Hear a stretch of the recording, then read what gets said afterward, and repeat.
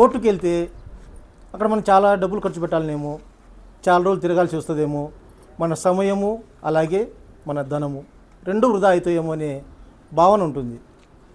దీనివల్ల చాలా విషయాలకు కోర్టుకు పోవాలంటే సంశయించే పరిస్థితులు ఉన్నాయి. చిన్న చిన్న విషయానికి కోర్టుకు పోలేము, సమస్య ఇక్కడ తెగదు. ఇక సమస్య తెగాలంటే ఏ రకంగా తెగాల? మనము పక్కన ఉండే వ్యక్తులము, ఒకే ఊళ్ళో నివసించే వ్యక్తులము, పక్క పొలాల్లో ఉండే వ్యక్తులము. మనం ఈ సమస్యలతో రోజు సతమతమైతే ఉంటే మధ్యవర్తులు అనేవాళ్ళు కొందరు ఈ సమస్యను పెంచి ఇంకా పెద్దది చేసి దాన్ని తారాస్థాయికి తీసుకుపోవడము, కేసులు దాకా పోవడము, పోలీస్ స్టేషన్లు పోవడము, అవి ఇంకా అక్కడ కోర్టుల్లో పెండింగ్ ఉండి తిరిగి చివరికి అటు కేసు కొట్టేయడము లేకపోతే శిక్ష పడడము జరుగుతూ ఉంటుంది. ఈ విషయాలు అనుభవం వలన ప్రజలు ఏమనుకుంటారంటే కోర్టుకు పోవడం చాలా ఇబ్బందికరమైన విషయమేమో అనే భావనలో ఉన్నారు.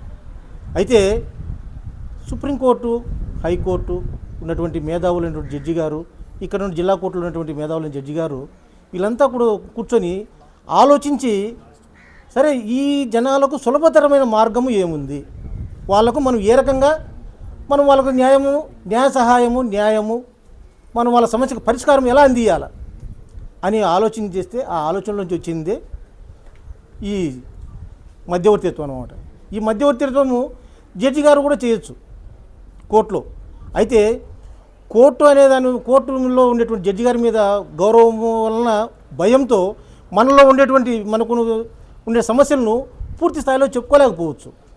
అందుకని ఇద్దరు మంచి తర్ఫీదు పొందినటువంటి న్యాయవాదులను కోర్టు వారే ఈ విషయాలకు అపాయింట్ చేసి వాళ్ళ ద్వారా వాళ్ళ సమస్య ఏంటో ముందు, ఎందుకు మీరు ఇక్కడ ఈ సమస్యలో ఉన్నారు, ఎందుకు మీకు ఈ సమస్య వచ్చింది అని దాని మూలాలు తెలుసుకొని దానికి సంబంధించి ఏ రకమైనటువంటి పరిష్కారం అయితే వాళ్ళకు మంచి జరుగుతుంది, వాళ్ళకి ఏ రకంగా మనం పరిష్కరించాలి వాళ్ళ సమస్య.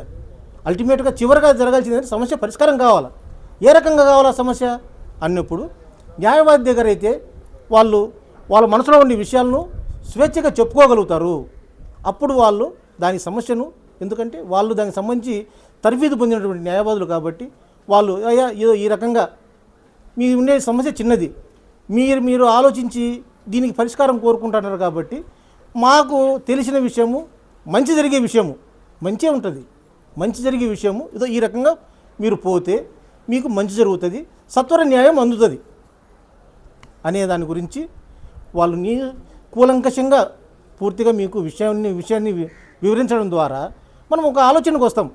సరే మనం మనకుండే సమస్య చిన్నది కదా, మనం గ్రామంలో ఎన్నో సంవత్సరాలు మన పెద్దలు, మన పూర్వీకులు, మన పిల్లలు నివసించాల్సిన విషయం మనం కక్షలు పెట్టుకొని ఇంకో పగ పెంచుకొని పోవడం వలన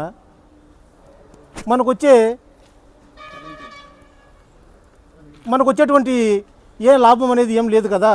కాబట్టి మనము మరి ఏదో పెద్దలు చెప్తా ఉన్నారు, పెద్దలు ఊరికే చెప్పరు కదా, దాంట్లో మంచి విషయాలను తీసి మనకు మంచి జరిగేదాని కోసమే చెప్తారు కదా అని ఆలోచన చేసి మీరు పరిష్కారం చేసుకోవడానికి సులభతరంగా ఉంటుందనే విషయం, దానికోసమనే న్యాయవాదులు మీడియేషన్ సెంటర్ అనేది ఒకటి ఏర్పాటు చేసి వాళ్ళకు తర్ఫీదు ఇచ్చి ప్రజల కోసము ఈ రకంగా ప్రభుత్వం న్యాయస్థానము మనకు ఒక అవకాశాన్ని ఇచ్చింది. కాబట్టి ప్రియమైన ప్రజలారా, ఒక చిన్న విషయం ఏంటంటే కక్షలు ఉంటాయి, పగలు ఉంటాయి, ప్రతీకారాలు ఉంటాయి, అన్నీ ఉంటాయి, కానీ మన దగ్గర డబ్బులు ఉండవు.